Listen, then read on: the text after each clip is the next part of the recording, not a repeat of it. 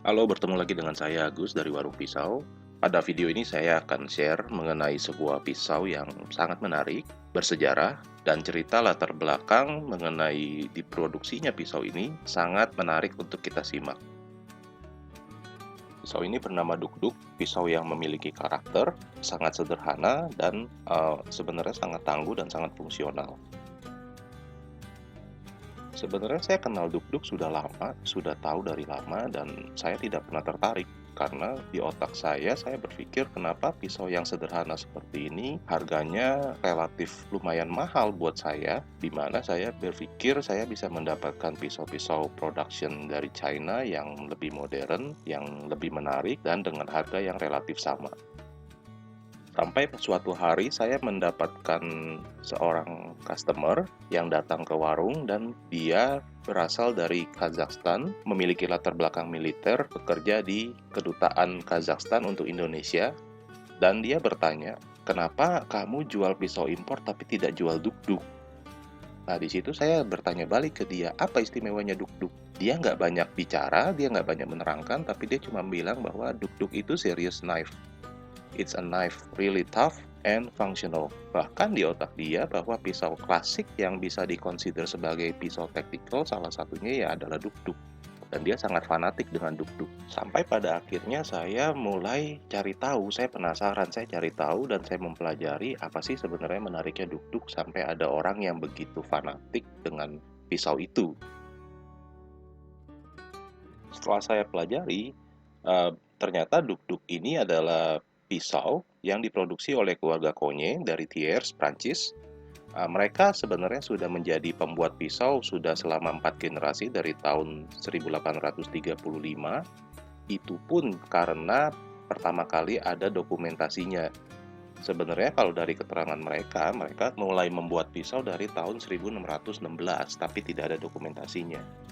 Setelah Perang Dunia Pertama, karena ekonomi dan jalur pemasarannya hancur, maka mereka mulai mencari pasar baru untuk produksi pisau mereka dan mereka menemukan area yang menjanjikan yaitu koloni Prancis di kawasan Melanesia.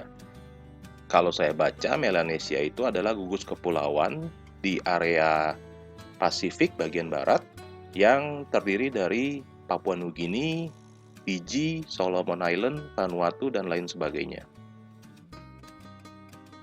Simbol dan nama duk-duk ini sebenarnya diinspirasikan dari duk-duk itu sendiri. Kalau saya baca dari literatur yang ada seperti Ensiklopedia Britania dan lain-lain, bahkan saya menemukan satu media lokal yang pernah membahas duk-duk karena asal duk-duk sebenarnya masih memiliki kedekatan dengan Indonesia yaitu di Papua Nugini. Dari mereka saya mempelajari bahwa duk-duk itu adalah komunitas rahasia yang dipercaya merupakan inkarnasi roh sesuai tradisi kepercayaan di Melanesia saat itu. Duk-duk diidentikan dengan hukuman dan teror, sehingga sangat ditakuti oleh penduduk Melanesia pada saat itu. Kenyataannya, penjualan di pasar Melanesia ternyata mengecewakan karena pada saat itu ya siapa juga yang mau beli barang yang ada simbol pembawa malapetaka seperti duk-duk. Karena penjualannya mengecewakan, duk-duk dialihkan pemasarannya ke Afrika Utara yang waktu itu juga sesama koloni Prancis dan dalam waktu singkat penjualan pisau duk-duk sukses. Bahkan, saking suksesnya pada malam tahun 1939, duk-duk akhirnya diadopsi dan bahkan dijadikan pisau saku nasional oleh Aljazair atau Algeria yang pada saat itu merupakan provinsi dari Prancis. Popularitas duk-duk kemudian menyebar dan disukai oleh orang-orang dari Lebanon sampai Indochina. Kemungkinan karena dibawa oleh pasukan-pasukan Perancis dan Afrika yang pada saat itu sedang melakukan ekspedisi militer. Dari Afrika Utara, duk-duk juga bertahap menyebar sampai ke seluruh benua Afrika berkat jasa ekspedisi militer tersebut. Lalu berkat jasa para karavan atau pedagang Arab dan penjelajah petualang pada saat itu.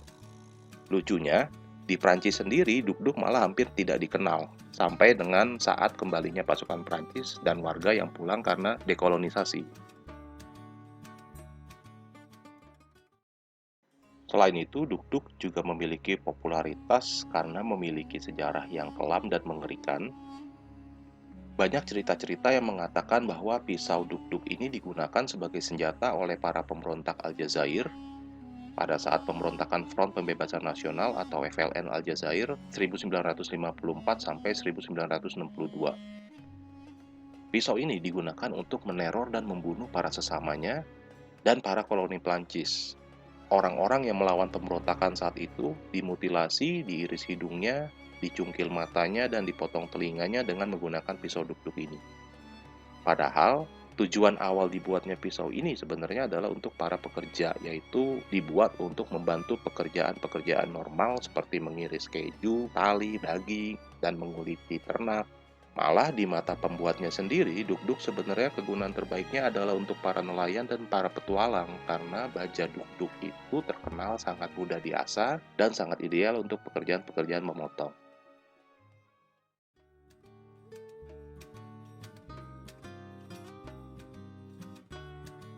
Pisau duk-duk ini adalah pisau slip joint yang sangat sederhana.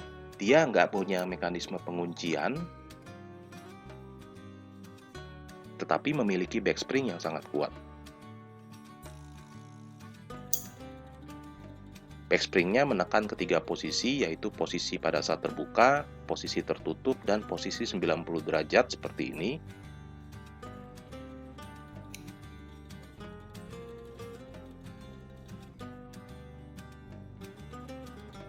Posisi 90 derajat ini fungsinya untuk membantu mencegah si pisau melukai si penggunanya apabila posisi si pengguna melakukan penutupan secara tidak sengaja. Pisaunya cuma terdiri dari 6 bagian, yaitu handle yang merupakan plat logam, lembaran logam yang dilipat, profilnya sangat-sangat ramping.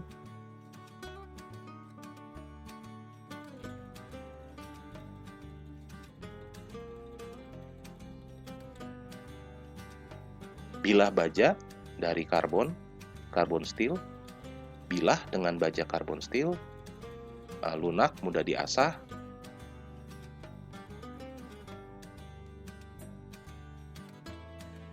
Umumnya profilnya berbentuk simitar atau biasa disebut juga Turkish clip point atau clip point ala Turki.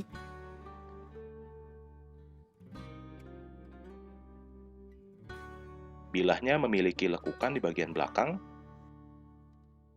didekorasi dengan arabesque, yaitu ukiran yang berasal dari elemen dekorasi seni Islami.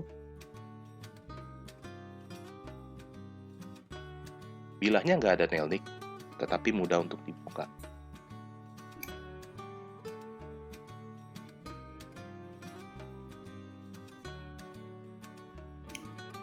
Lalu backspring yang kuat, sangat kuat. 2 paku keling, rivet, satu untuk menahan si bilah dan satunya lagi untuk menahan backspringnya. Lalu bel dari logam semacam lanyard loop.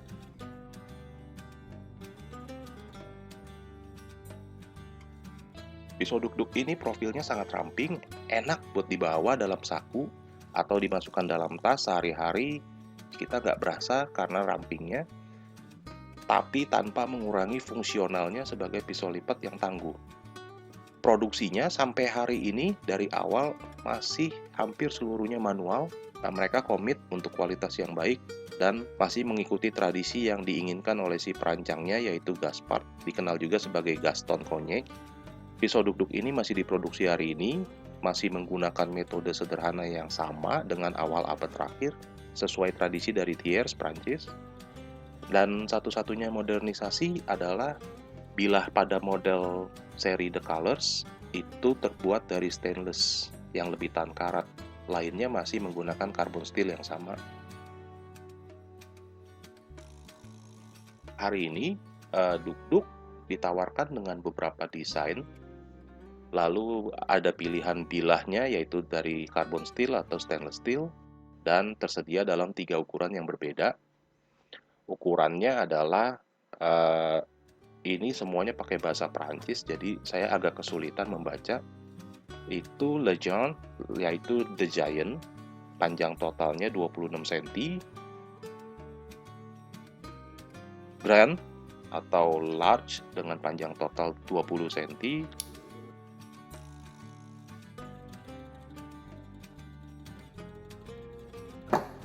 lalu peti atau small dengan panjang total 16 cm.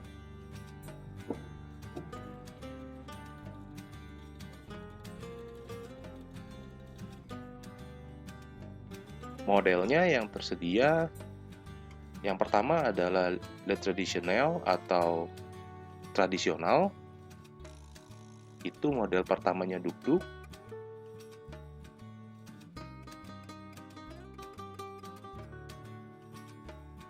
Dengan pola arabes standar pada bilah.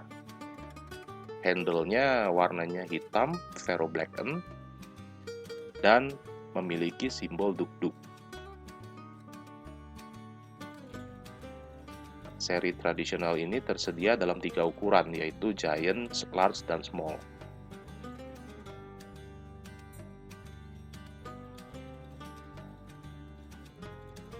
Lalu model selanjutnya adalah Manche Chrome, chrome handle, varian sama dengan model tradisional, namun handle-nya diubah dari warna hitam menjadi handle yang lapis nikel atau warna chrome. Manche Chrome ini hanya tersedia dalam 2 ukuran, yaitu large dan small. Selain itu, seri dengan handle chrome ini juga ada 3 varian lain yang asalnya awalnya itu dirancang buat menembus area distribusi yang berbeda.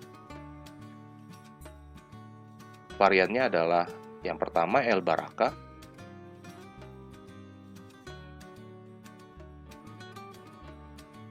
duk-duk yang memakai simbol Tuareg Cross of Agadez, yaitu simbol dari orang-orang suku Tuareg dari etnis Berber.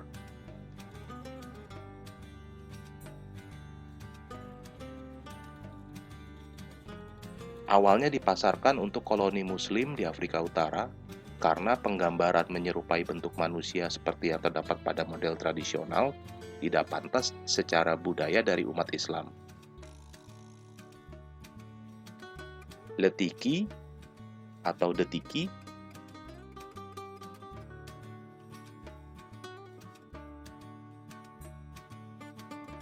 diukir dengan simbol tiki dari Polinesia. Awalnya diuntukkan untuk pasar ke area Polinesia.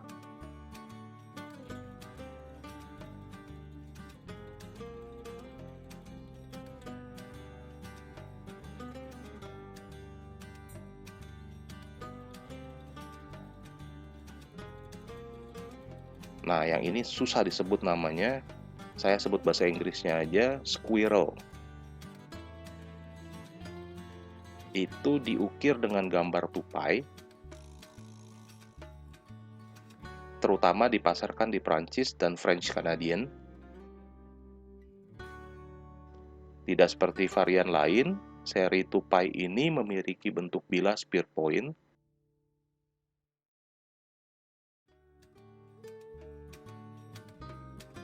Seri tupai ini atau the squirrel ini adalah bentuk pisau yang paling tradisional dari si pembuatnya, yaitu bentuk bilah yang dikenal sebagai Bourbonnais.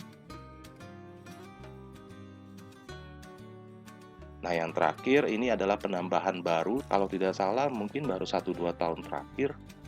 Ini penambahan terbaru dengan target market untuk anak-anak muda, yaitu duk-duk seri The Colors. Seri The Colors ini memiliki handle yang tersedia dalam 4 pilihan warna, jadi handle-nya berwarna-warni. 4 pilihan warnanya merah, hijau, biru, dan kuning.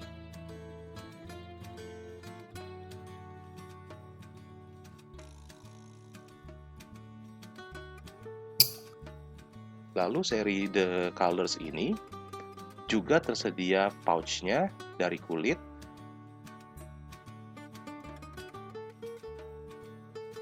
Dan untuk yang large tersedia asahan mini yang diikutkan dalam pouch-nya.